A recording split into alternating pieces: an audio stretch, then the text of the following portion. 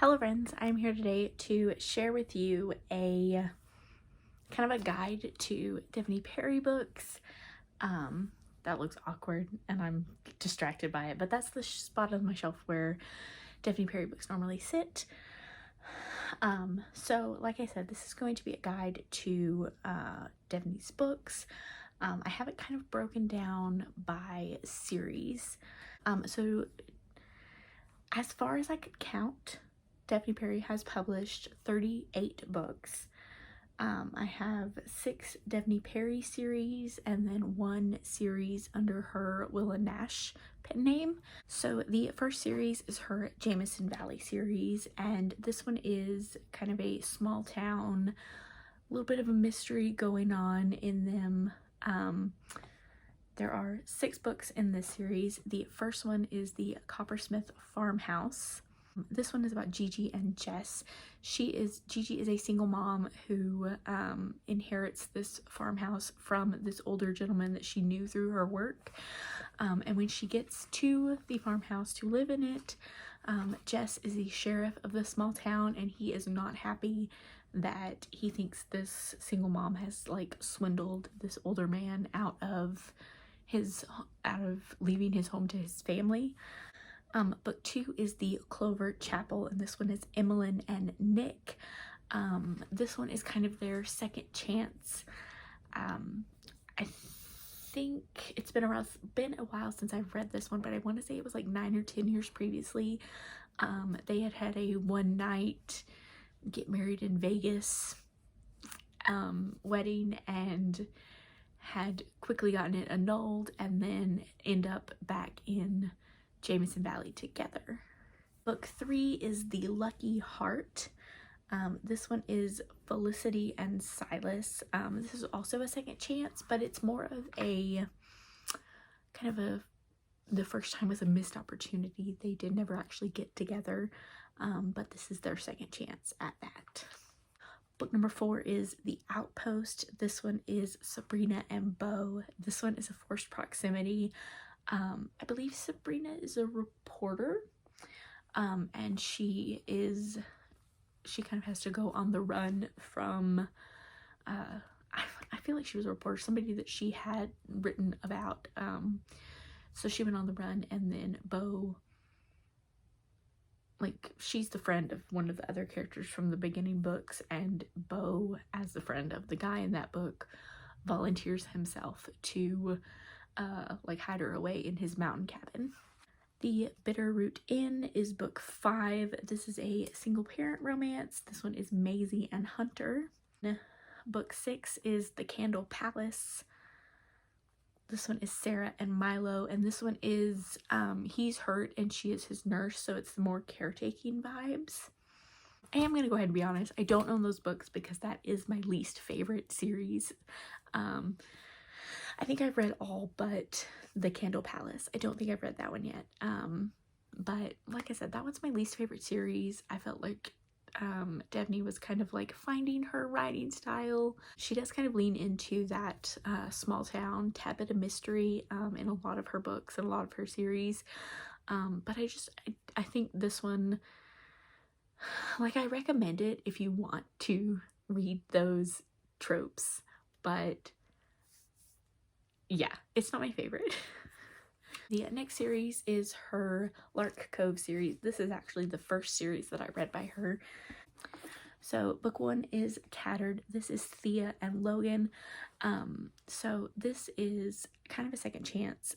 Thea is a single mom because she had a one-night stand before she moved to Lark Cove when she lived in the city. And then Logan ends up, I want to say he was some type of like real estate something, but he ends up in Lark Cove and realizes that that is the woman he had a one-night stand with and that her daughter is his daughter. Book 2 is Timid. This one is Willa and Jackson. Jackson is like the playboy bartender around town, and Willa has spent most of her adult life kind of crushing on him, kind of pining for him in a way, and then something happens where he kind of like starts to see her like that. So book 3 is tragic. This one is Kane and Piper. They end up as neighbors. Kane lives out kind of isolated to himself, and then Piper comes to town because she's the assistant to the guy in book 1 who moves to town to be closer to his daughter. And so she moves out there and so she moves to town, and the only land that she can find, the only house she can find that she likes is as his neighbor. And book 4 in that series is Tinsel. This one is about Sophia and Dakota. Dakota has kind of taken over the bartending from Jackson. And Sophia, I want to say she's Logan from book 1's sister. And so she comes to town to visit to try to get away and ends up meeting Dakota and working with him in the bar. She's got 2 books in a series called the Mason Jar series. The first one is The Birthday List. I felt like this one was a bit more about grief than it was about romance.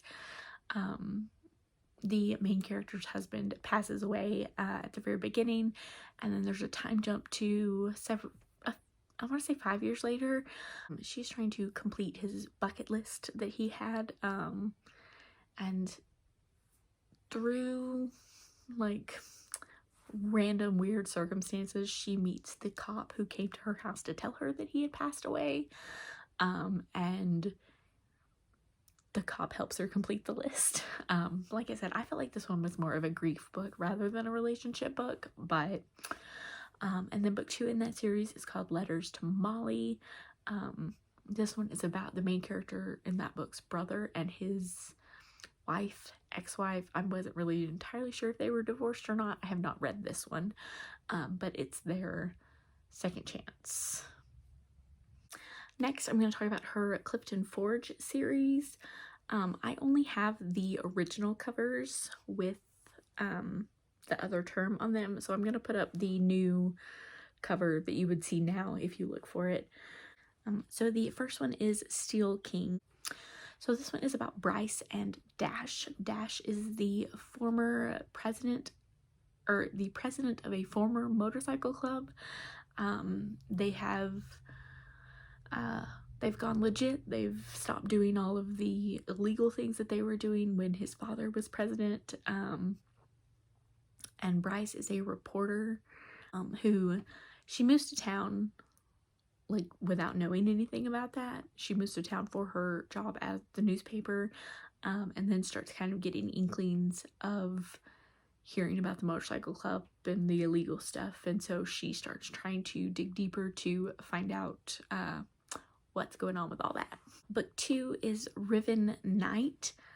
This one is Genevieve and Isaiah. Genevieve is the half-sister of Dash from book 1, and there's connections throughout all Devney Perry series. The only ones I can remember is that Isaiah is related to somebody in the Lark Cove. I want to say the guy in Tragic, but I don't remember that for sure. But there's like connections for all of her series, like brothers, cousins, or sisters, or however you can make the connection between her characters. But Genevieve and Isaiah actually end up in a marriage of convenience. I want to say it was something to do with, because books 1 and 2 in this series have like an overarching story. Like, I really think you need to read book 1 to understand the like side plot stuff that's happening in this one. But I want to say it had something to do with, so in case something happened, they couldn't testify against each other. I feel like that was the reason for the marriage of convenience, something like that. But yeah, this one is a marriage of convenience. Book 3 is Stone Princess. This one is Presley and Shaw. Presley has always kind of been like a little sister to the motorcycle club. And she gets burned at the beginning of this one by somebody that she was planning to marry, who actually turned out to be a rival motorcycle club member. And kind of as she's running away, she runs into Shaw, who is actually a Hollywood actor, there to scout out the location. Book 4 is Noble Prince. This one is Luke and Scarlett. Scarlett is Presley's sister, and when she shows up, she has also kind of been involved with that rival motorcycle club. And so the group asks Luke, the sheriff or chief of police or something, to protect her, and the only way he can think to do that is to move her into his house. So this is another forced proximity one. Book 5 is Fallen Jester. This one is Leo and Cassandra. They have a one-night thing. Leo is really taking the disbandment of the motorcycle club, if that's the word. He's really taking it hard. He's not used to the straight edge life, I guess you'd call it. And then Cassandra is a college student home on break, and her friends convince her to go out, and they have a one-night thing. She ends up pregnant, and at first she wasn't going to tell him, but she ends up having to move home, and so he finds out that way. And the last book in the series is Ten Queen, and this one is Emmett and Nova. They meet and kind of agree to a no strings attached type thing, and then I want to say he didn't even know who, what her name really was, but once feelings start to develop into something more, Emmett finds out that Nova is the daughter of the president of same rival club, and she has known who he is all along, and may have been planning to hurt him in some way. Next up is her Runaway series. I would say in the grand scheme of Devney Perry books, these are a little more on the lighter side. So this series is about a group. They're adults now, but when they were teenagers, they were all, for different reasons, forced to run away from home. And they were living in this junkyard and kind of being looked after by this older gentleman who ran the junkyard. So this takes place when they're adults. So book 1 is Runaway Road. I just love these covers. I think they're so stunning. So this one is London and Brooks. London, when she lived in the junkyard, lived in this car with this guy whose name is at the end of the series. I can't think of his name.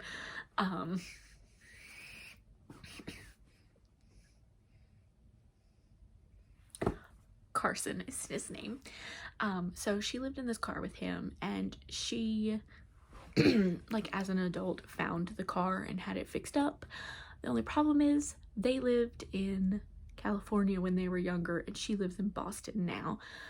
So she decides that she's going to take the car from Boston to California, and visit all of the people that she lived with as a teenager, on the way.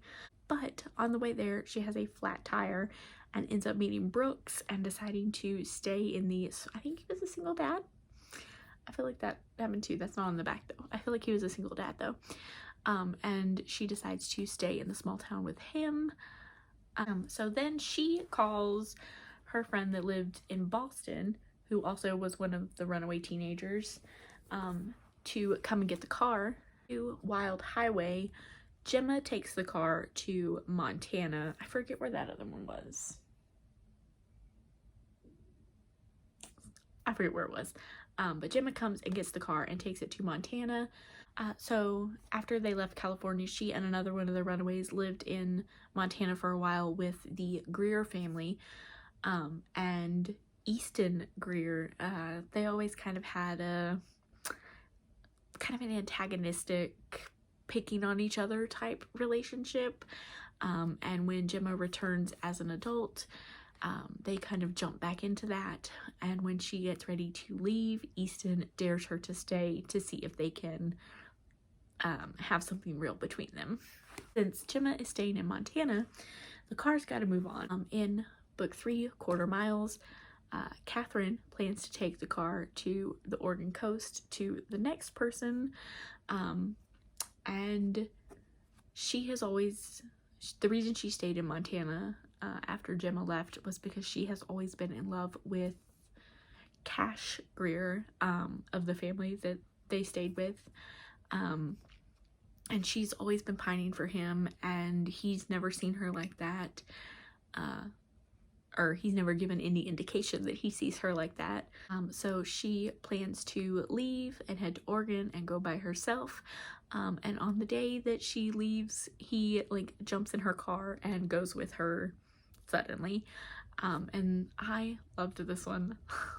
Let me just go ahead and say that. I think this is my favorite Devney Perry book, but I do think you need to read the first 2 to understand the whole car situation. So Catherine and Cash go to Oregon, and they meet up with Aria, who in book 4, Forsaken Trail, she takes a car from Oregon to Arizona to take it to her sister, who's the next person. And while she's there, she ends up as the date to a wedding or something for her sister's boss, Brody. And this is another surprise pregnancy one where she leaves Arizona, goes home, and realizes that she's pregnant, and then has to go back to Arizona to tell him. And then in the last book, book 5, Dotted Lines, Aria's sister Clara takes the car from Arizona to California to give it to Carson. She's a single mom, and back when they were younger, Clara did have a crush on Carson, but he was with London at that time, or it seemed like he was with London at that time, and so she's, I guess it's kind of a second chance, but a missed opportunity second chance. I don't know how to describe it, but she had a crush on him, but it always seemed like he was taken. So in between the series, well, it's part of a series, but it's the only one written by Devney Perry. She wrote the Hush Note series with Serena Bowen and Rebecca Yarros. She wrote book 2, Riffs and Refrains. The Hush Note series is about the Hush Note band, and this one is about Quinn, the drummer, who goes back to her hometown for, I believe it's her grandmother's funeral. She goes back for a funeral, and runs into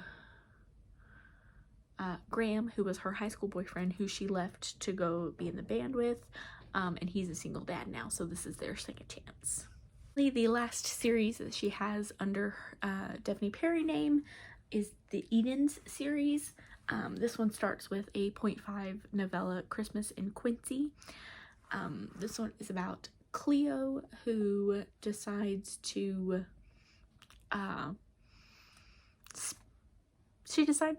spend Christmas away from her family, away from her dad, and she ends up in Quincy, Montana. The guy who runs her dad's security, Austin, goes to find her and bring her back because her dad is really worried about appearances, and so she convinces him to like hang around town with her and let her experience this before she goes back with him, but she doesn't really plan on going back with him. And the hotel she stayed at is run by the Eden family, so that's kind of how all of this connects into the series. Book 1 is Indigo Ridge. This one is about Winslow and Griffin. Winslow moves to Quincy to be the new sheriff, and she ends up having a one-night stand thinking it's with a stranger from out of town, but she actually finds out that it is Griffin Eden, and the Edens kind of own the town. Like, they own the hotel, they own the bakery, they're big ranchers in the area. When a dead body is found on his land, obviously he has to call the sheriff. Book 2 is Juniper Hill. This one is Memphis and Knox. Memphis is a single mother who is running away from her life in the city. She's got a non-caring family and a baby daddy who just doesn't need to be part of the life, a part of her or her kid's life. So she ends up, thanks to his sister, renting the garage apartment from Knox. So it's another kind of forced proximity. And then I'm going to be perfectly honest, I have not read book 3, but it is called Garnet Flats. This is Talia and Foster, and I don't know what it is. I think it's a second chance, but I don't know that for sure. I have not read it yet. Okay, and then under her Willa Nash pen name, she's got, oh no, I think I said one series earlier, but she's got 2 series and 1 standalone. Her standalone is Ivy. I just recently read this. It is so good, but I don't know how to, like, honestly, I don't know how to talk about it. So this one is Cassia, Ivy, and Alora. They are all college roommates. This is kind of a college dark academia type, I think is what you would call it. But they are all roommates. There's lots of secrets. There's lots of romance. They do each have their own romance. But yeah, I don't know how to describe this book. It's yeah, kind of, I consider it dark academia. I don't, but like romance, like I said, so I don't know.